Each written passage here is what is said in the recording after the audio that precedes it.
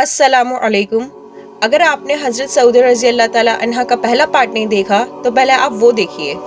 बिस्मिल्लाह। जब सऊदा रज़ी अल्लाह ताला अन्हा ने वो निकाह का पैगाम सुना तो वो खुशी से झूम उठी, मगर सऊदा रज़ी अल्लाह ताला अन्हा ने कहा कि खौला को ये मामला उनके बूढ़े वालिद जिनकी बिनाई दिन ब दिन कम होती जा रही है, वो उनसे इस मामले में मशवरा कर ले।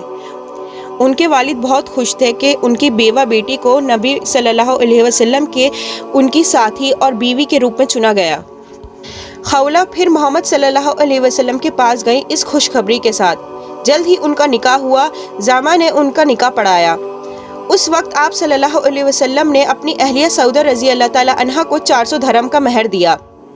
उनके भाई अब्दुल्ला, जिन्होंने अभी तक इस्लाम कबूल नहीं किया था, वो उस खबर से बहुत परेशान और बहुत गमगीन हुए। उन्होंने अपने गम का इजहार वहाशियाने अंदाज से इजहार किया, अपने सर पर मिट्टी फेंक गए।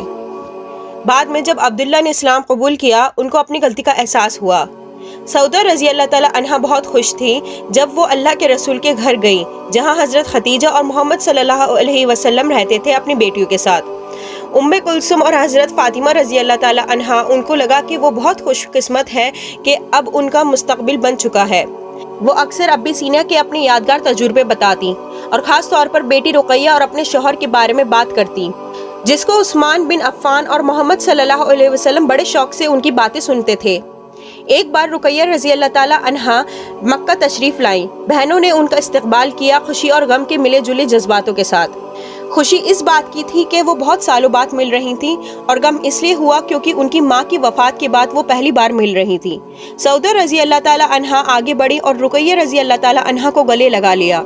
रुकैया और सऊदा रज़ी अल्लाह ताला अन्हा को ये उम्मीद नहीं थी कि वो अबीसीनिया में बिताए हुए दिन के बाद दोबारा मिलेंगे एक माँ और सौतेली बेटी के रूप में, मगर ये एक बहुत खुशगवार रिश्ता था और अल्लाह के रसूल मोहम्मद सल्लल्लाहु अलैहि वसल्लम बहुत खुश थे अपनी बेटी और दामाद से मिलकर। मक्का करीम में समाजी हालात ख़राब ही रहे। मुसलमानों पर जुल्म और ज़्यादती हो रही थी और काफिर अपनी पॉलिसी बदलने के लिए तैयार नहीं थे। हर रोज़ एक नई ताज़ा कहानी आती थी मुसलमानों पर जुल्म और ज़्यादती की। वाहिद हिजरत करना ही ज़ाहिर हुआ। नबी सल्लल्लाहु अलैहि वसल्लम ने तमाम हालात को सोचते हुए ये फैसला लिया कि उनकी पैरोकार अल मदीना हिजरत करेंगे।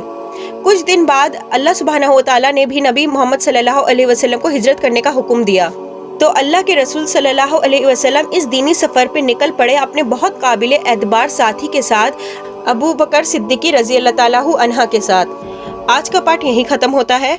इंशाल्लाह अगले पार्ट के साथ हम थर्सडे को दोबारा हाजिर होंगे। तब तक के लिए आप हमारे 1 पार्ट 2 पीस की पिछली वीडियो ज़रूर देखें। जज़ाकुमुल्लाहु खैरन।